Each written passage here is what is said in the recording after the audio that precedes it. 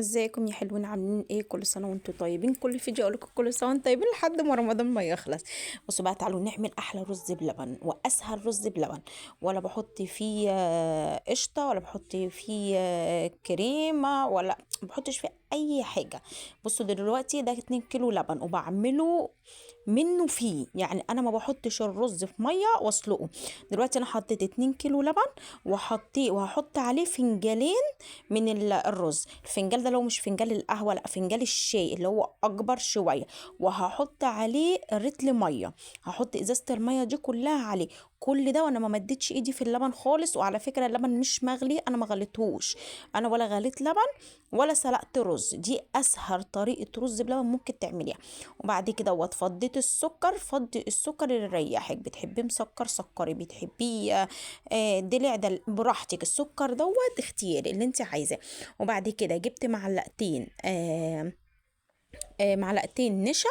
وبعد كده حطيت نص كوبايه ميه قدامكم. وبعد كده دوبتهم كويس جدا. وبعد كده بقى عملت في الرز بلبن، سبته لما غلى على نار عاليه. وبعد ما غلي رحت موطيه عليه، سبته بقى الرزايه تستوي منها فيها. يعني الرز يستوي من اللبن الميه، كله استوى منه من فيه. ليه بقى؟ عشان الرز يشرب من اللبن، ما يبقاش ايه شارب من الميه ومن السلق. عايزه اقول لك والله العظيم، لو انت اول مره تعملي رز بلبن او بتعمليها بطريقه تانية، جربي الطريقه ديت وشوفي طعم تحفه. وسهل قوي قوي، ولا محتاجه حاجه تغلي فيها اللبن، ولا محتاجه حاجه تانية تسلقي فيها الرز، ولا اي حاجه خالص. بالله عليكي ما تطلعي من الفيديو غير لما تعملي لي متابعه وتعملي لي لايك. ولو انت مش مشتركه اشتركي. بصي انا بقول لك بقى عملت ايه. سبته بقى على نار هاديه خالص. دقت الرز، لقيت الرز خلاص مستوي خالص، مستوي خالص، مش داخل في السوا، مستوي خالص الرز. دقته كمان علشان الطعم. في الاول خالص طبعا ما قربتش منه خالص عشان ما يقطعش مني. انا حطيت المقادير كلها قدامكم وما جيتش جنبه. وبعد كده رحت حاطه عليه كيسين فانيليا. وبعد كده رحت مفضيه عليه النشا بالميه.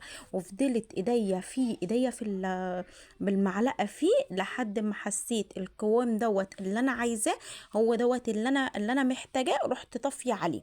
ماشي، ما خدش غلوه تاني من بعد الميه والنشا. وبعد كده عايزه اقول لكم، هتقولي انت ليه حاطه الرز بلبن في العلب؟ انا بحب اي حاجه ادخلها التلاجة تبقى مقفله.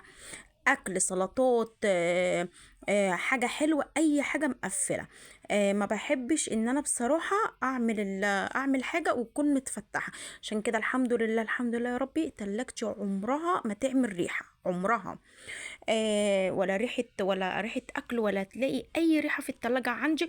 ولو قعدت سنه ما غسلتهاش، التلاجة عندي زي القشطه. واحب دايما ان انقل الاكل في علب تلاجة. يعني ما اجيبش الحلل واحطها في التلاجة، ما احبش الطريقه دي ابدا. الحلل اللي انا طبخت فيها دي لازم انقلها في علب تلاجة. انا متعوده كده من حماتي بصراحه.